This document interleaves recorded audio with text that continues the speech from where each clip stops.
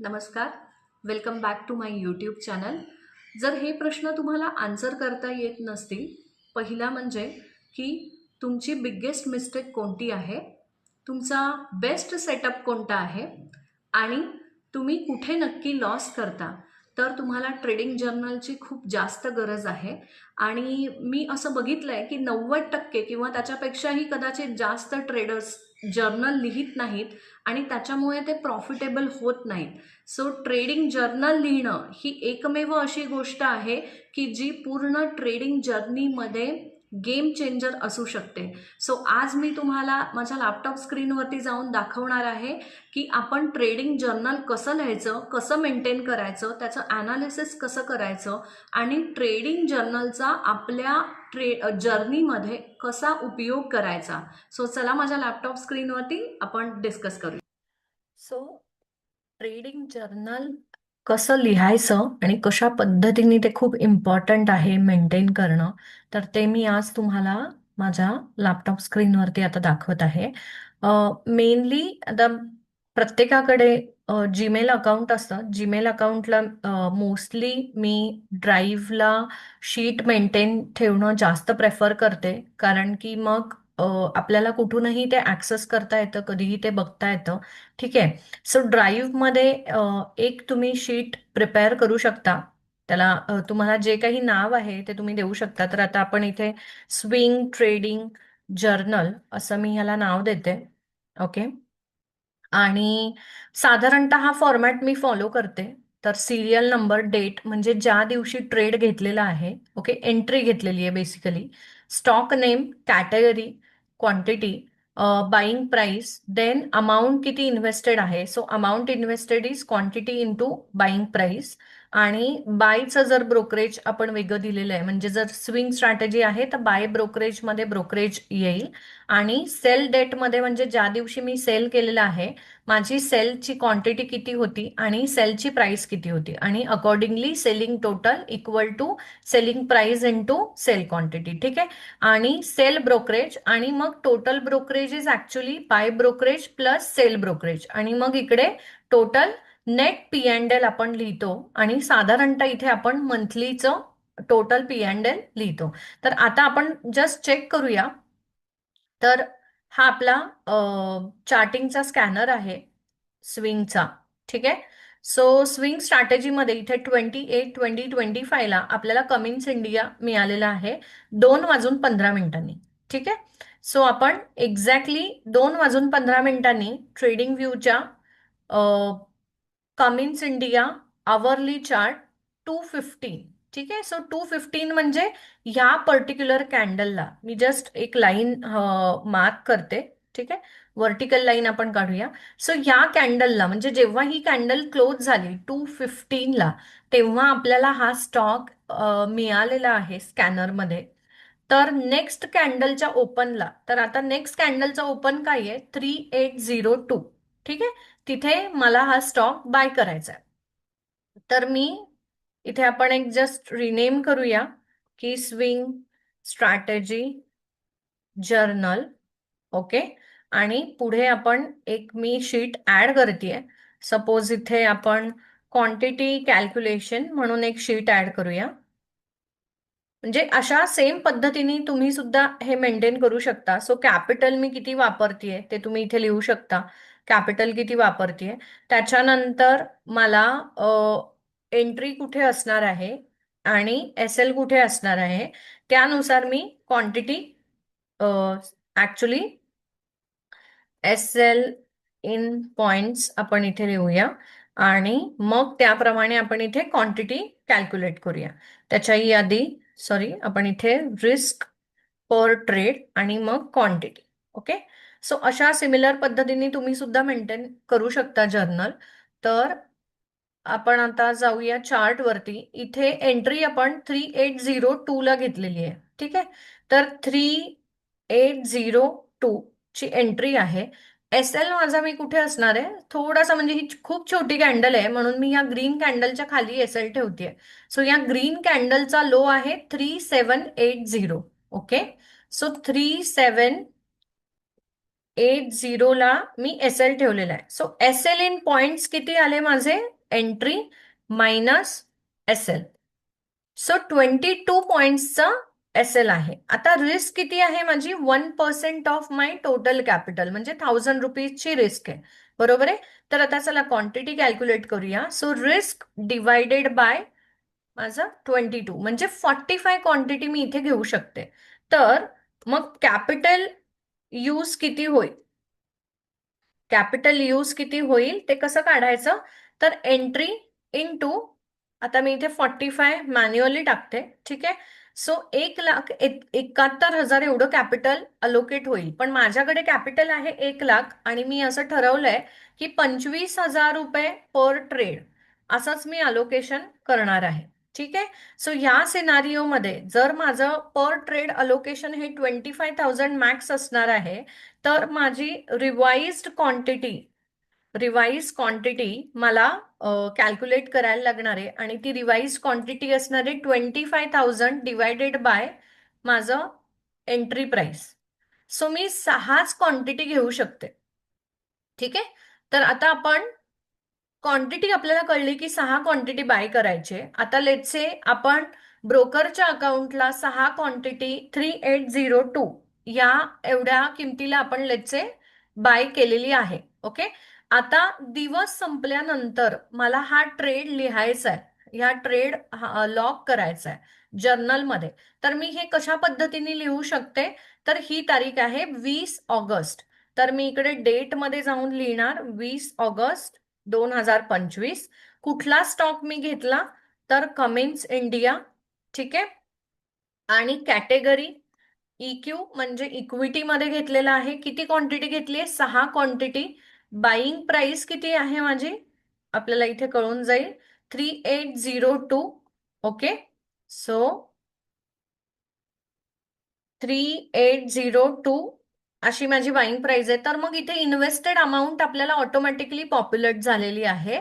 आता त्या दिवशी जेव्हा ही बाय सक्सेसफुल झालेली आहे, ओके, सो ही बाय सक्सेसफुल झाल्यानंतर मला माझ्या ईमेलला ब्रोकर कॉन्ट्रॅक्ट नोट सेंड करतो. ठीक आहे.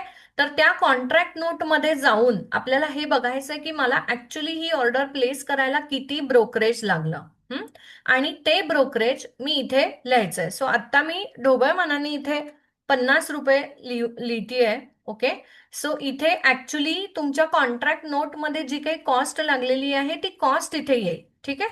आता हे पुढचं सेल डेट पासून हे सगळं ब्लँक असेल. हे कुठपर्यंत ब्लँक असेल? तर आपण ट्रेड मध्ये जोपर्यंत आहोत तिथवर आपण ब्लँक आपलं राहणार आहे.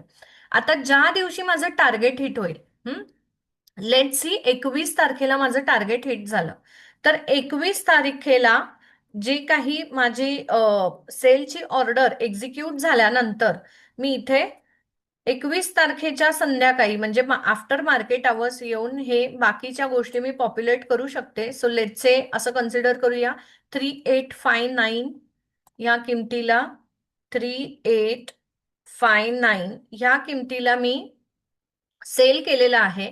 सो इथे मला एक्झॅक्टली किती नेट प्रॉफिट, आता नेट प्रॉफिट कसं कळेल की बाबा इथे माझं पुन्हा सेल ब्रोकरेज किती आलेलं आहे, आणि मग त्यानुसार ऍक्च्युली इट इज जे काही टोटल ब्रोकरेज आहे ते आपण इथे कॅल्क्युलेट करायचं. Let's say sell brokerage plus buy brokerage हे माझं टोटल ब्रोकरेज आहे, आणि मग माझा नेट प्रॉफिट किंवा लॉस किती झालेला आहे. ठीक आहे.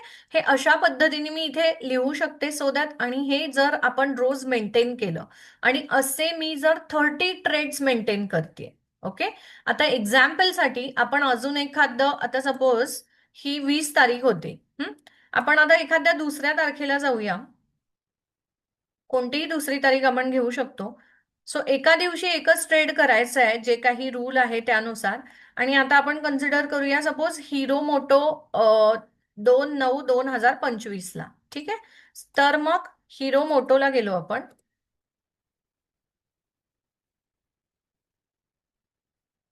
2/9/2025 म्हणजे आपण सप्टेंबरला गेलोय डायरेक्ट. ठीक आहे.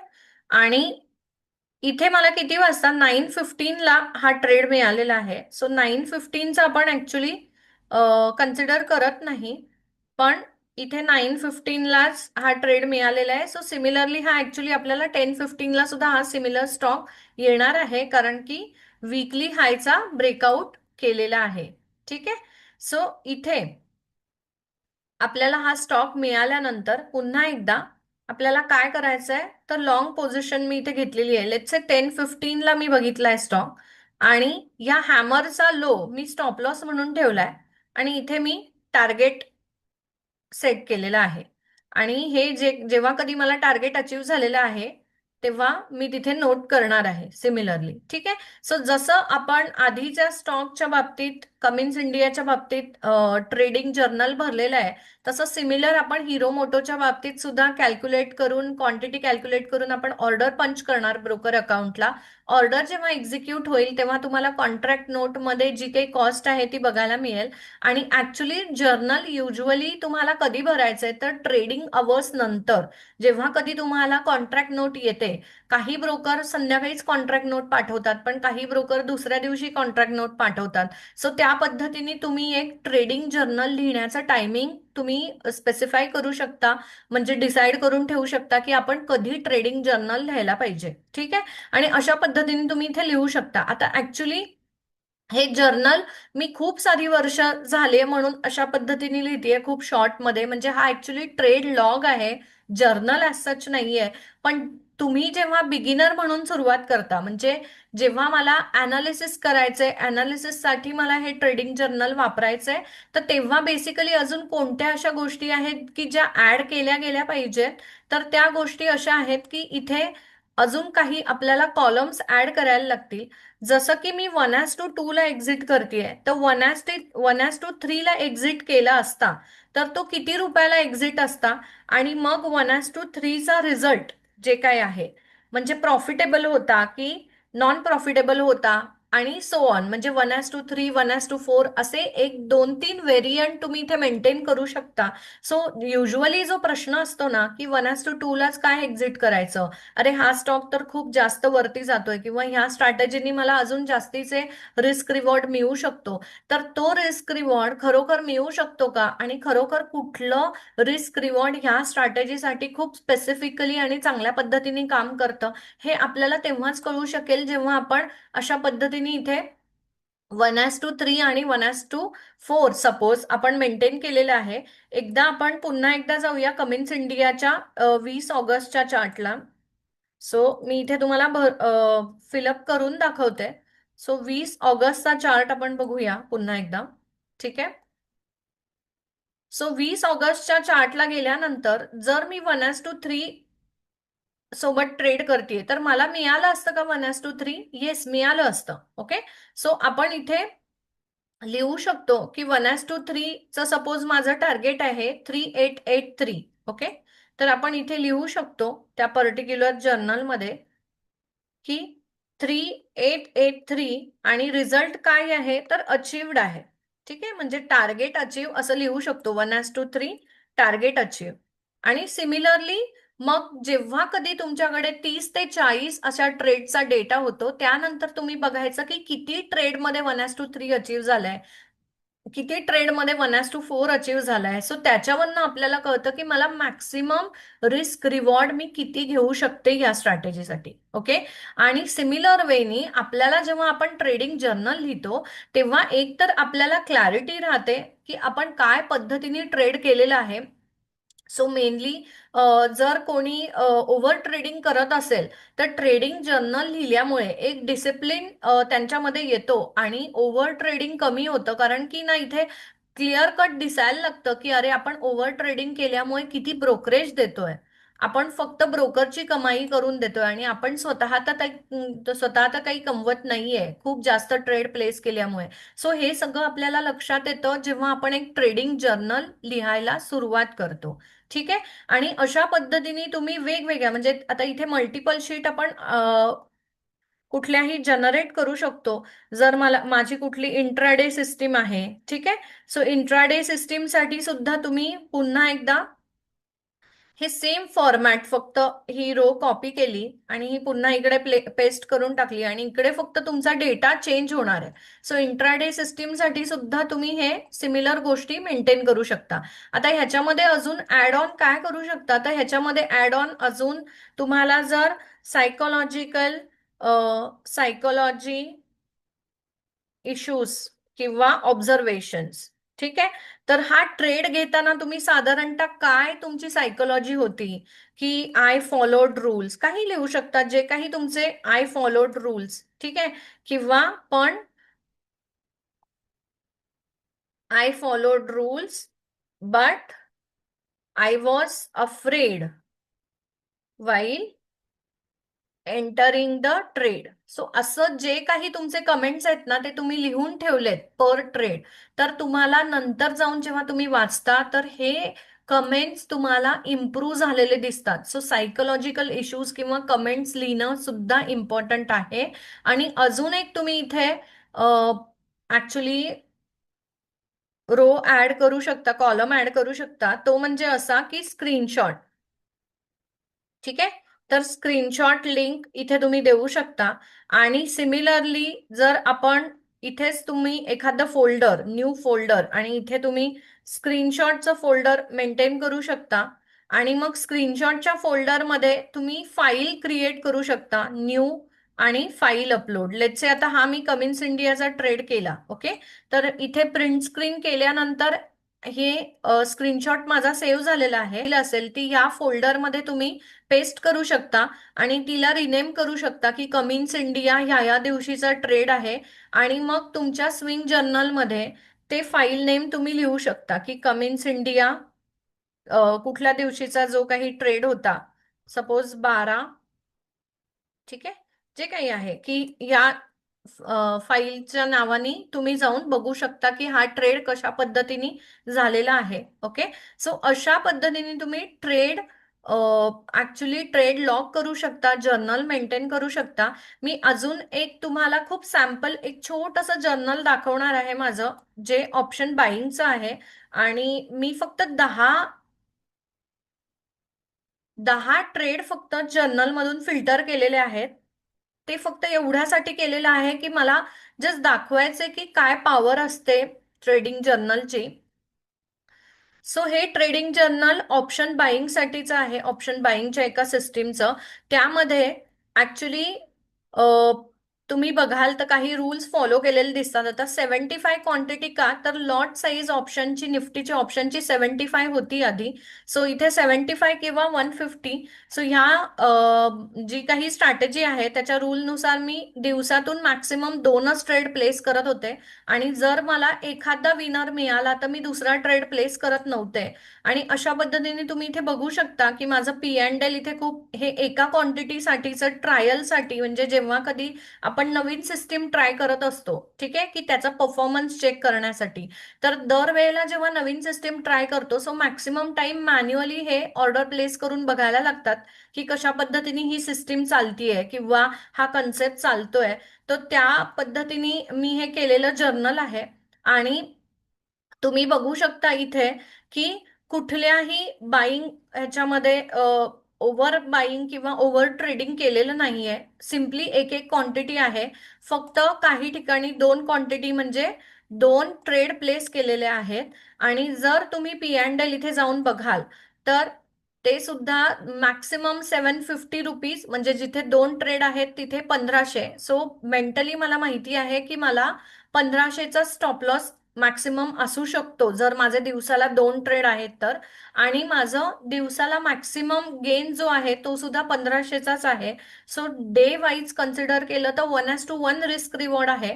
पण ट्रेड वाईज कन्सिडर केलं तर 1:2 रिस्क रिवॉर्ड आहे. आणि मी इथे पुढे जाऊन एक छोटंसं कॅल्क्युलेशन बनवलेलं आहे की कॅपिटल म्हणजे युज्ड कॅपिटल किती होतं, ओके, सिस्टीमसाठी, आणि त्याच्यावरती मला प्रॉफिट किती झालेला आहे, आणि यूज कॅपिटलनुसार आर ओ आय मला किती आलेला आहे.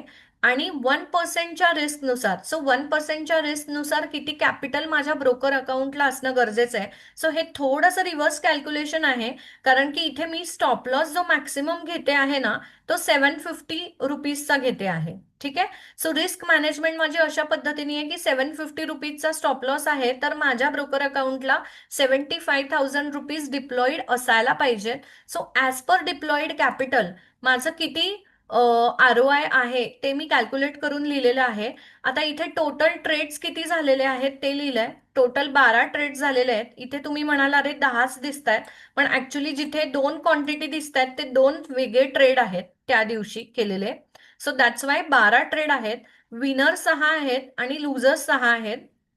त्याच्यामुळे माझा ट्रेड वाईज विन रेट 50% आहे आणि टोटल ड्युरेशन हे 1 महिन्याचा डेटा आहे. ठीक आहे. सो 12 सप्टेंबर पासून 7 ऑक्टोबर पर्यंत एवढ्या 1 महिन्यात मला किती मी ट्रेड घेतले, ठीक आहे, ते इथे लिहिलेले आहे. तर ट्रेड डेज म्हणजे किती दिवस मी ट्रेड केलं या 1 महिन्यामध्ये, तर 10 दिवसच ट्रेड केलेलं आहे. त्याच्यामध्ये विन डेज हे 6 होते, म्हणजे 6 दिवस मी प्रॉफिट घरी घेऊन गेले आणि लुझिंग डेज 4 आहेत, म्हणजे 4 दिवस मी लॉसेस केलेले आहेत. बट स्टील तरी सुद्धा तुम्हाला खूप व्यवस्थित पद्धतीने ROI बघायला मिळतो कुठल्याही सिस्टीमचा. सो महत्वाचं काय आहे की हे आपल्याला क्लॅरिटी केव्हा मिळते, म्हणजे एखादी सिस्टीम ट्रेड करण्यासाठी मला कॉन्फिडन्स आणि ती क्लॅरिटी आणि ती एन्हान्स करण्यासाठीचा पुढचा जो भाग आहे की ही मी अजून किती सुधारू शकते, इथे मी किती अजून चांगल्या पद्धतीने थोडंसं जास्तीचं रिस्क रिवॉर्ड कसं घेऊ शकते किंवा काय बदल करू शकते, तर हे सगळी आयडिया मला माझ्या जर्नलवरनच येऊ शकते. सो याच्यामुळे जर्नलिंग हे खूप महत्वाचा भाग आहे. जर का तुम्ही जर्नल करत नसाल डे टू डे बेसिसवरती, तर तुम्हाला लॉसेस मधून बाहेर येणं म्हणजे ऍक्च्युली आपल्या हातून अनेकशा चुका होतात जेव्हा आपण एक्झिक्युशन करतो. पण त्या चुका काय होत आहेत आणि त्याचं इंट्रोस्पेक्शन करणं आणि त्या चुकांवरती मी काय ऍक्शन घेतली पाहिजे आणि त्या चुका कशा पद्धतीने मला सुधारायला पाहिजेत, सो ह्याचा पाथवे मला ट्रेडिंग जर्नल थ्रू मिळतो. जर कुठे मी लिहिलेलं नाहीये, काय होतं की आज मी ट्रेड केलाय पण मला विचारलं 2 दिवसापूर्वी मी कुठला ट्रेड प्लेस केला, तर हे आपल्याला नाही आठवू शकत. पण आपल्याकडे जर ट्रेडिंग जर्नल लिहिलेलं असेल तर नक्कीच कुठल्याही दिवशीचा आपण जाऊन ट्रेड बघू शकतो की या दिवशी मी काय ट्रेड प्लेस केले होते. So that's why trading journal is really very important आणि पूर्णतः ट्रेडिंग जर्नल हा गेम चेंजर आहे एका ट्रेडरच्या प्रॉफिटेबल जर्नीमध्ये कन्वर्ट होण्यासाठी. सो प्लीज प्लीज आजपासून तुम्ही ट्रेडिंग जर्नल मेंटेन करा आणि मला नक्की सांगा की तुम्हाला हा व्हिडिओ कसा वाटला. तुम्ही जर चॅनलला सबस्क्राईब केलं नसेल तर सबस्क्राईब नक्की करा. व्हिडिओ आवडला असेल तर लाईक करा, शेअर करा, कमेंट करून मला नक्की कळवा की तुमचे काय व्ह्यूज आहेत आणि तुम्ही स्वतः ट्रेडिंग जर्नल मेंटेन करता का आणि कशा पद्धतीने करता. आणि नसेल करत तर जरूर हा व्हिडिओ ऐकून तुम्ही ट्रेडिंग जर्नल मेंटेन करायला लागा. Thank you so much.